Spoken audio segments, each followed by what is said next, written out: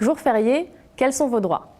Le Code du travail prévoit 11 jours fériés auxquels peuvent s'ajouter des jours supplémentaires en fonction de votre activité ou de la région dans laquelle vous travaillez. En principe, ces jours fériés sont des jours ouvrés comme les autres, pendant lesquels vous devez travailler normalement, sauf si votre accord d'entreprise, votre convention collective ou une décision unilatérale de l'employeur définit des jours fériés chômés, c'est-à-dire non travaillés. En réalité, le seul jour férié où le repos est légalement obligatoire est le 1er mai, à l'exception évidemment des secteurs qui ne peuvent pas interrompre le travail, comme les établissements de santé, l'hôtellerie-restauration ou encore les transports publics. Qu'en est-il de la rémunération de ces jours fériés?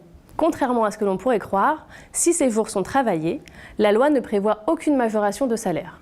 Seules les heures travaillées le 1er mai sont payées double. Néanmoins, de nombreux accords d'entreprise ou de branche fixent des majorations. N'hésitez donc pas à aller les consulter.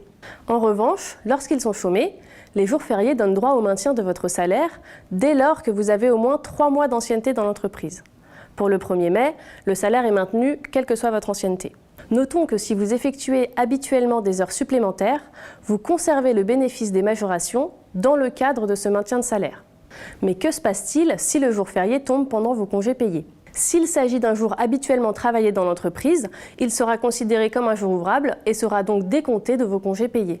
Toutefois, s'il est chômé, il ne sera pas décompté des congés, et ce, même s'il tombe sur un jour habituellement non travaillé en raison de la répartition de votre horaire. Si vous vous interrogez sur vos droits, n'hésitez pas à prendre contact avec les équipes CFDT. Elles sauront vous informer et vous accompagner. À bientôt pour une nouvelle Minute de vos droits.